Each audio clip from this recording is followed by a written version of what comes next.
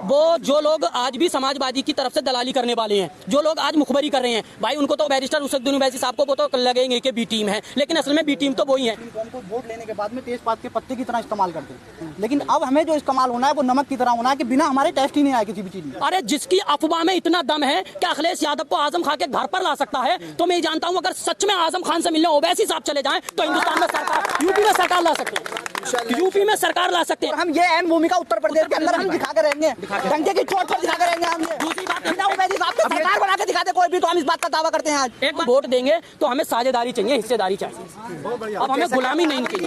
अब बराबरी इलेक्शन जो बिहार में हुआ था तो नीतीश कुमार ने और तेजस्वी यादव ने दोनों ने मिलकर के बीजेपी के खिलाफ वोट मांगे थे।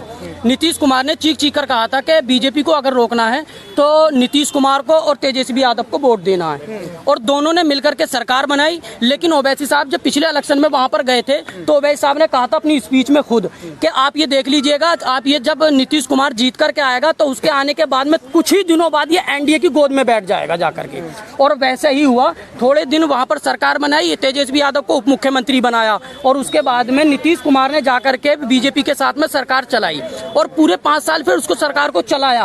ओवैसी साहब ने जो कहा था वहां पर वही हुआ। हमने वहां के लोगों ने ओवैसी साहब की बात को अगर पहले ही फॉलो करते तो वहां पर नीतीश कुमार की जगह पर वो तेजस्वी यादव को बनाते, और ओवैसी साहब की कुछ सीटें ला करके अगले इलेक्शन में वो ओवैसी साहब को शामिल करते, ना कि नीतीश कुमार को। लेकिन वहां पर ये हुआ। अब कह रहे हैं लोग कि यहाँ पर जो है मतलब ये कि ओवैसी साहब ने बनवाया, तो ओवैसी साहब ने तो वहां पर कुल 20 सीटों पर कैंडिडेट उतारे थे, तो 20 सीटों पर आपने कैंडिडेट उतारे, 5 में आपने जिता लिए, बाकी पर तो मतलब ये बीजेपी जीती है, तो उसमें ओवैसी साहब का तो कोई रोल है नहीं। दूसरी बात ये है कि अगर हम हर इलेक्शन में यही कहते रहेंगे कि अगर बीजेपी को रोकना है तो ओवैसी साहब को वोट ना दो, हम अगर ये सोच करके हर बार ओवैसी साहब को रिजेक्ट करते रहेंगे तो मुसलमान, ऐसे समझ लीजिएगा, मुसलमान, दलित, राजभर समाज के लोग और जो पिछड़े दबे कुचले लोग हैं वो ऐसे समझ लीजिएगा हर बार अपने आप को धोखा देंगे। हम लोगों को अगर मुत्तहिद होना है तो जैसे ओवैसी साहब ने अभी बहराइच में आए थे, उन्होंने कहा था MY फैक्टर नहीं चलेगा, अब जो यूपी में फैक्टर चलेगा वो A to Z फैक्टर चलेगा। तो हम लोग जो हैं अब A to Z फैक्टर पर काम करेंगे, MY फैक्टर पर काम नहीं करेंगे। देखिए MY फैक्टर पर दिक्कत ये है, प्रॉब्लम हम सबको ये है कि जैसे कि हम अखिलेश यादव की सरकार बना देते हैं, ठीक है, अच्छा विकास करते हैं वो, इसमें कोई दो राय नहीं है, बीजेपी के मुकाबले उन्होंने अच्छा काम किया था। लेकिन दिक्कत प्रॉब्लम ये है कि जब कोई भर्ती होती है, जब कोई वैकेंसी निकलती है तो वहां पर मुसलमान को न रख करके वहां पर यादवों को रख दिया जाता है। तो हम लोग भाई सरकार बनाने का ठेका लिए हैं, लेकिन जब कहीं वैकेंसी निकलेगी, जब कहीं गवर्नमेंट जॉब निकलेगी तो वहां पर वो यादवों को रखेंगे। तो भाई यहाँ पर इस तरीके से तो नहीं चलेगा। अब हमें भाई वोट के लिए जब हम वोट देंगे तो हमें साझेदारी चाहिए, हिस्सेदारी चाहिए, अब हमें गुलामी नहीं चाहिए। अब बराबरी की बात हो, एक बात हो, जैसे आप लोग कह रहे हैं हमारी यूपी में कितनी सारी मॉब लैंचिंग होती है, माँ बेटियों के साथ में कैसे कैसे गलत उपयोग होता है। अभी एक अति नरसिंहानंद किसी मंदिर का महान पुजारी है, उसने हमारे प्रोफेट मोहम्मद सल्लल्लाहु अलैहि वसल्लम की शान में गुस्ताखी करी। मैं मानता हूँ अखिलेश साहब सत्ता में नहीं है पर विपक्ष तो है, वो सवाल तो उठा सकते हैं, हमारे मुसलमानों का वोट चाहिए उन्हें, पर वो हमारे फेवर में कभी खड़े नहीं हुए। अगर खड़े हुए तो आप, मैं मीडिया वालों से सवाल करता हूं कि आप बताएं हमें, एक बात हो, कभी वो खड़े हुए हो तो। आजम खान साहब समाजवादी के गद्दावर लीडर हैं और सब लोग उनको मानते हैं कि बहुत ही गद्दावर लीडर हैं, और उन्होंने रामपुर में यूनिवर्सिटी भी बनाई, मुसलमान उसके की भी तारीफ करते हैं। लेकिन हमने ये देखा जिस वक्त से माननीय आजम खान साहब जेल में, तो ना ही तो मुलायम सिंह ने कुछ कहा, ना ही अखिलेश यादव ने कुछ कहा, नहीं उनकी पार्टी के रामगोपाल साहब ने कुछ कहा, नहीं शिवपाल यादव, किसी भी समाजवादी के लीडर ने उनके बारे में कुछ नहीं कहा।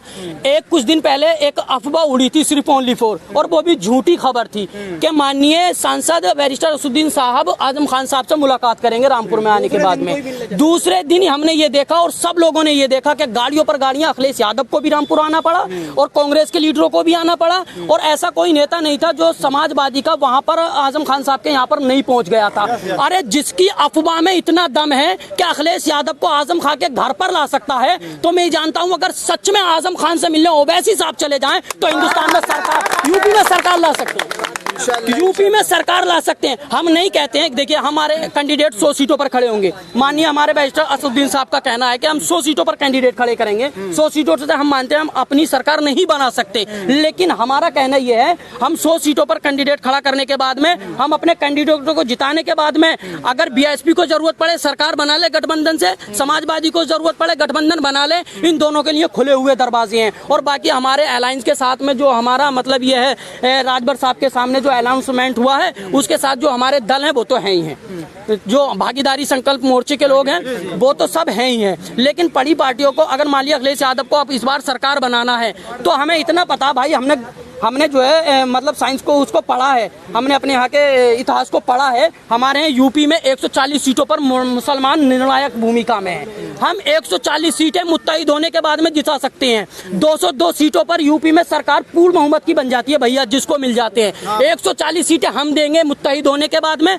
भैया, 60 सीटें आप लेकर के आ जाओ, जिसे हिम्मत हो वो सरकार बना लो साथ में आकर के। हमारा तो भाई इतना है। ओवैसी साहब ने कहा 100 सीटें हम देंगे और बची 60 सीटें ये चाहे बीएसपी लेकर के आ जाए या समाजवादी लेकर के आए। बेहतर होगा कि माननीय अखिलेश यादव अपने आप को मुसलमानों का रहनुमा मानते हैं, बेहतर होगा ओवैसी साहब से आगे 2 कदम बढ़े और आकर के हाथ मिलाएं और माननीय ओवैसी साहब को अपने सीने से लगाएं, बेहतर होगा। और मिलकर के मुत्तहिद होकर के काम करें, इसलिए कि अब माननीय अखिलेश यादव जी अब हम आपके बहकाए में नहीं आएंगे।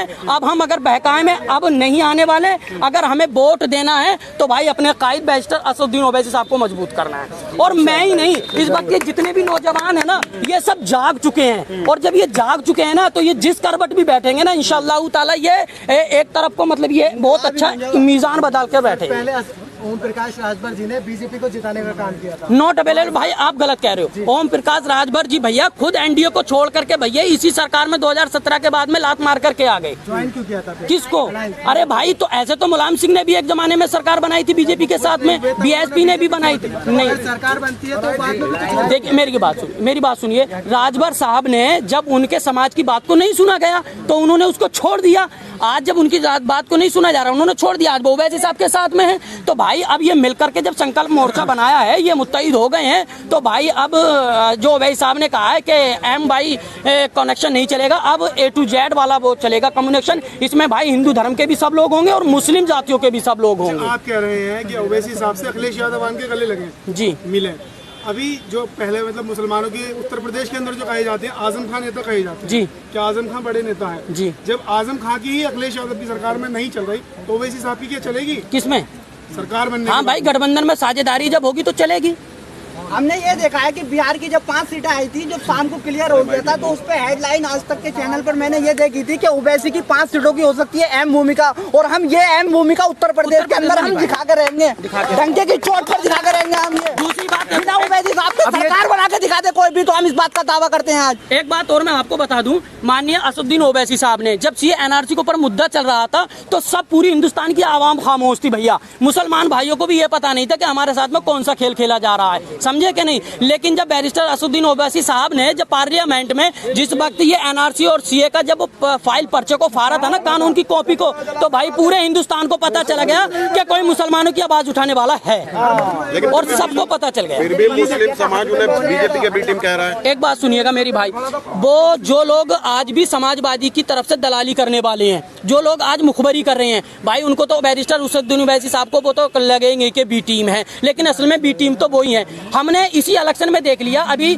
जिला चेयरमैन का जो इलेक्शन हुआ था इसमें देख लिया, फिर मुख्य का इलेक्शन जो हुआ था इसी में देख लिया। जो समाजवादी के जीते हुए थे जिला सदस्य थे ना, जिला पंचायत सदस्य, भैया 1-1 करोड़ रुपए लेकर के ना बीजेपी को वोट दे दिए। तो भैया बी टीम ओवैसी साहब के हुए क्या वो लोग हुए? फिर भी समाजवादी के तो हुए ना। और वफादारी देखो कि समाजवादी बीजेपी के सामने फिर भी हमारे प्रत्याशी हाफिज आमिर साहब ने समाजवादी को वोट देने का काम किया है। जिला पंचायत के चेयरमैन समाजवादी को वोट दिया, फिर भी समाजवादी को हाफिज आमिर साहब ने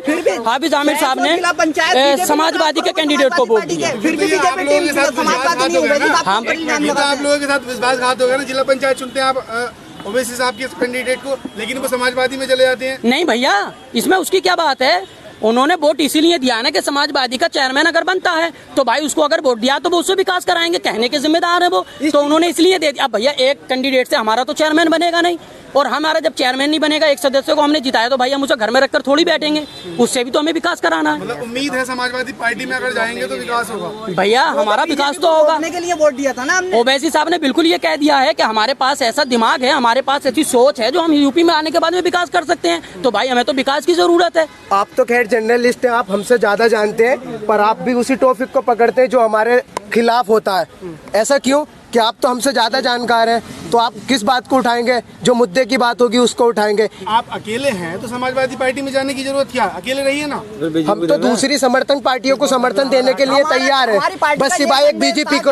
अगर बीजेपी को रोकना है तो मिलकर के चुनाव लड़ें, तभी बीजेपी को रोक सकते हैं। इसीलिए हमने जिला पंचायत के इलेक्शन में उनको सपोर्ट करके ये संदेश दे दिया कि अखिलेश यादव फिर भी हम आपके साथ वफादारी करने के लिए तैयार हैं और आप हमारे साथ बिल्कुल दोगलापन कर रहे हैं। अगर बीजेपी को रोकना है तो हमारे साथ में आना पड़ेगा। आपको 2019 का परिणाम मैं बता देता हूँ। 2019 के अंदर जो जहाँ पर समाजवादी के मुसलमानों ने वोट दिया है ना, वहीं पर जीते हैं। हिंदू एरिया में क्यों नहीं जीते आप?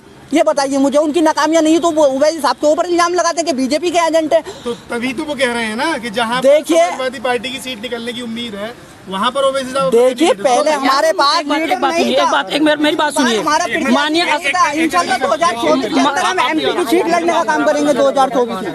अच्छा भैया एक बात बताइए, आपने कहा जहाँ पर समाजवादी का कैंडिडेट होता है ओवैसी साहब वहीं पर कैंडिडेट उतारते हैं। तो भैया एक बात तो बताइएगा, माननीय असदुद्दीन ओवैसी साहब जाकर के किसी ऐसी सीट पर जहाँ पर जाट हो, जहाँ पर यादव हो, और वहाँ पर जहाँ पर ओवैसी साहब जाकर के अपना मुस्लिम कैंडिडेट उतार देंगे, तो क्या यादव और जाट वोट दे देंगे?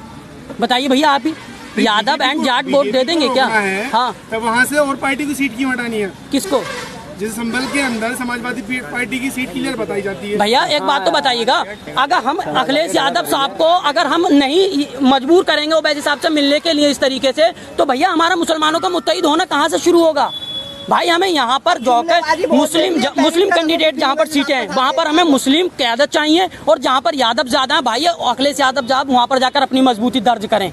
यहाँ पर हम करेंगे, वहाँ पर वो करेंगे, तभी मुत्तहिद हो सकते हैं भाई, जब भी सरकार बन सकती है, वरना ऐसे नहीं बन सकती है। भाई हमने बिरयानी इस तरीके से जो है ना इन लोगों की बहुत खा ली कि बोर्ड इलेक्शन के टाइम पर आए और मुसलमानों को बिरयानी खिलाई, और बिरयानी खिलाने के बाद में भैया भूल गए। अब भाई हम हैदराबादी बिरयानी खाएंगे और हैदराबादी ओवैसी साहब के साथ रहेंगे, बस ओनली फॉर।